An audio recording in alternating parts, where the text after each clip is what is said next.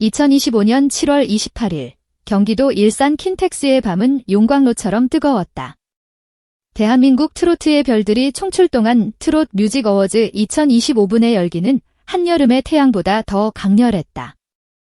수천 개의 야광봉이 은하수처럼 객석을 수놓았고 팬들의 함성은 천장을 뒤흔들었다. 마침내 시상식의 장엄한 막이 오르자 모든 소음이 거짓말처럼 멎었다. 거대한 무대 위 단 한 줄기의 스포트라이트가 천천히 중앙으로 향했다. 그 빛의 끝에 서 있는 한 남자. 순백의 수트를 입은 그의 실루엣이 드러나자 객석에서는 숨막히는 정적이 흘렀다. 그는 바로 트로트 신사 장민호였다. 그의 손에는 트로피가 들려있지 않았다. 그는 수상자도 시상자도 아니었다. 그러나 그날 밤 그는 보이지 않는 왕관을 쓴 채 무대를 지배했다. 오프닝부터 피날레까지 그의 발걸음과 숨결 하나하나가 시상식 전체의 맥박을 조율하고 있었다. 이것은 상을 받지 못한 한 가수의 이야기가 아니다. 이것은 상을 초월하여 무대 그 자체가 되기로 선택한 한 남자의 눈물겹고도 위대한 고백에 관한 기록이다. 그가 첫 소절을 떼는 순간 시간은 멈췄다. 나훈아의 딘생이 그의 깊은 목소리를 통해 울려 퍼지자 그곳은 더 이상 화려한 시상식장이 아니었다.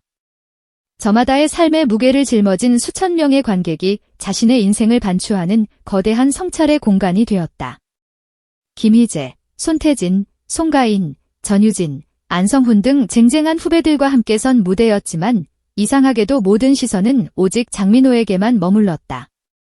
그는 노래를 부르는 것이 아니었다. 마치 오랜 세월을 견뎌낸 거목처럼 그는 그저 서서 자신의 삶으로 노래를 증명하고 있었다. 시상식은 화려하게 이어졌다. 김희재, 박서진, 전유진, 이찬원, 영탁.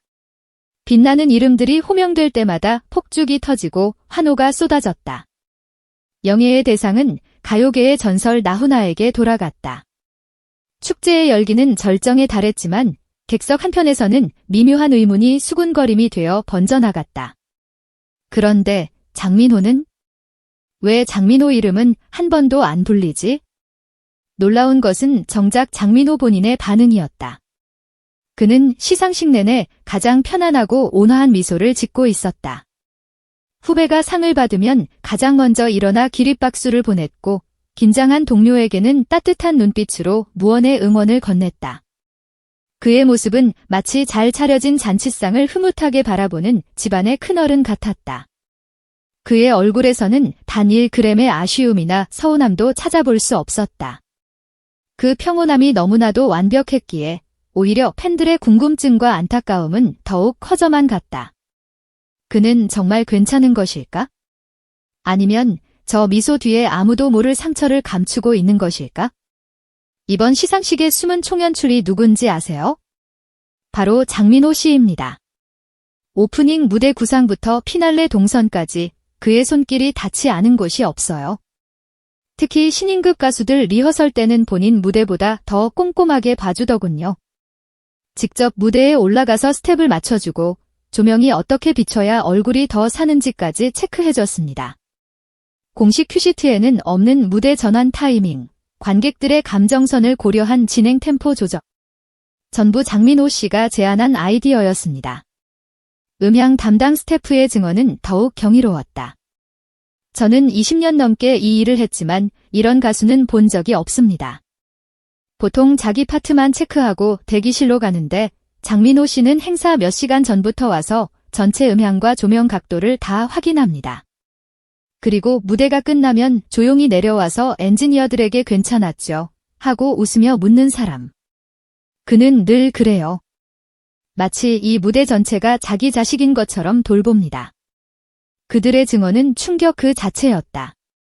우리가 스포트라이트 아래에서 본 장민호는 그의 극히 일부에 불과했다. 진짜 그는 조명이 닿지 않는 어둠 속에서 보이지 않는 지휘봉을 흔들며 이 거대한 쇼를 완벽하게 조율하고 있었던 규령 같은 존재였다. 그는 가수가 아니었다. 그는 무대의 심장이자 두뇌였다. 그렇다면 의문은 더욱 깊어진다. 이렇게까지 헌신한 그에게 주최 측은 왜 단 하나의 트로피도 허락하지 않았던 것일까? 모든 공연이 끝나고 화려했던 조명이 꺼진 백스테이지. 땀과 열기로 가득 찼던 공간에 고요한 정적이 내려앉았다. 그 침묵을 깬 것은 장민호의 낮고 담담한 목소리였다. 동료들과 스태프들이 모인 자리에서 그는 마치 혼잣말처럼 조용히 입을 열었다. 이 자리는 제가 받은 게 아니라 지켜야 했던 자리였습니다. 그 한마디. 그것은 거대한 폭탄도 날카로운 외침도 아니었다. 하지만 그 어떤 소리보다도 강력하게 그 자리에 있던 모두의 심장을 관통했다.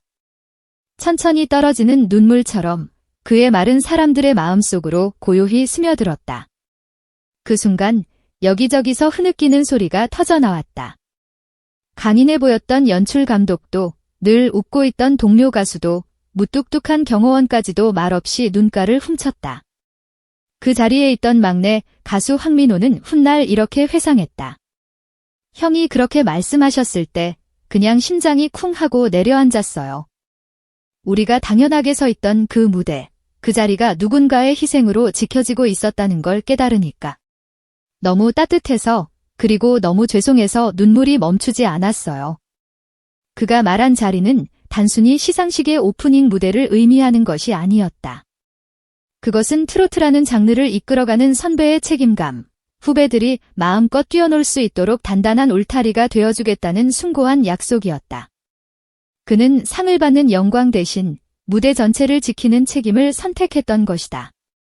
그리고 그 진심이 전해진 순간 백스테이지는 거룩한 눈물바다가 되었다. 그의 이런 헌신과 진심은 비단 그날 밤에만 발현된 것이 아니었다. 시상식을 며칠 앞둔 리허설 현장.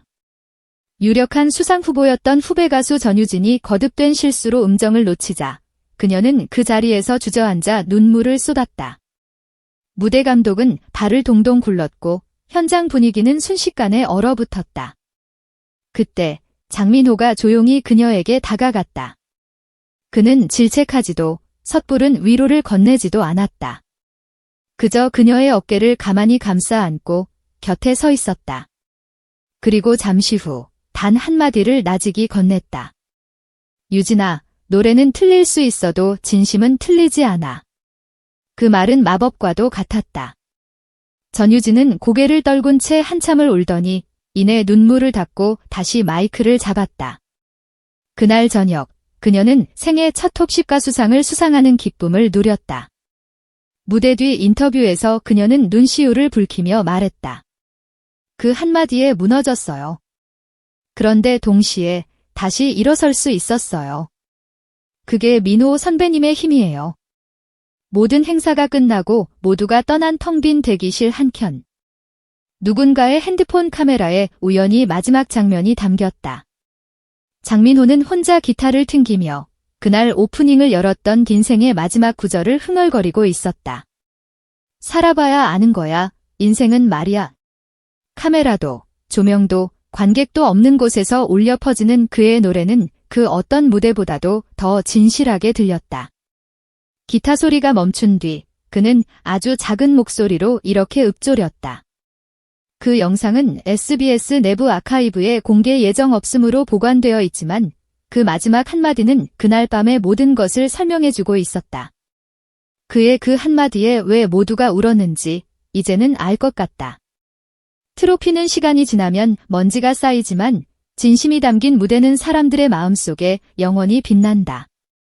2025년 여름밤, 장민호는 상 하나 받지 못했지만 그 자리에 있던 모두의 마음을 통째로 받아버렸다. 그리고 그 진심이야말로 꺼지지 않는 불꽃이 되어 오늘도 대한민국 트로트라는 무대를 가장 따뜻하게 밝히고 있다. 그는 진정한 무대의 주인이었다.